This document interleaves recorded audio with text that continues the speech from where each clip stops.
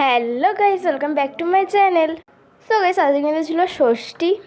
আর আমি জানি ভিডিওটা দিতে দিতে সপ্তমী অষ্টমী হয়েই যাবে। আর এই যে এইটা হলো আমার পুজোর একটা জামা, আমি কিনেছি অনেক কটা, বাট আজকে কিন্তু এই জামাটা পরেছি। তো কেমন হয়েছে অবশ্যই জানিও।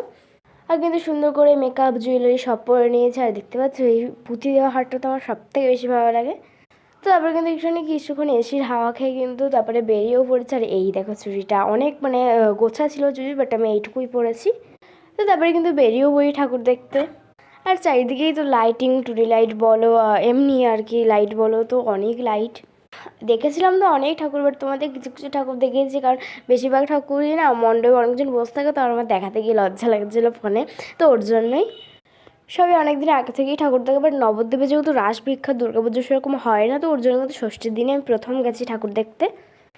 আর এই যে এরকম লাইটিংও কিন্তু ছিল, আমিও দেখছিলাম ঠাকুর আর তোমাদেরও দেখাচ্ছিলাম, আর লাইটিংও কিন্তু দেখাচ্ছিলাম। প্রথমে তো আমাদের বাবলাইতে ঠাকুর দেখে তারপরে চলে গেছিলাম নবদ্বীপে দেখতে। আর এই যে ঠাকুরটা দেখছি, এই ঠাকুরে কিন্তু ঠাকুরও ছিল, আবার খুব সুন্দর সাজানো হয়েছিল, আবার ফটো তোলার একটা জায়গাও করেছিল, বাট সেগুলো তুলতে পারিনি। আর আমার আজকের দেখা সবথেকে বেস্ট ঠাকুর তোমাদেরকে আমি অবশ্যই বলবো। আর তোমরা জাস্ট এই লাইটগুলো দেখো, উপরেও গোল গোল আছে লাইট, অ্যান্ড সাইডেও তোমরা দেখতে পাচ্ছ লাইটের ফটো তোলার মতো আর কি জায়গা আছে। আর ওই বলছিলাম না যে আমার সবথেকে দেখা বেস্ট ঠাকুর, এই যে এই প্যান্ডেলটা আমার সবথেকে বেস্টটা গুহার মতো ছিল আর কি। থিমটা ছিল শিব ঠাকুরের, ছিল শিবের বাহন, আর ভেতরটা ছিল কিন্তু কী বলতো গুহার মতো।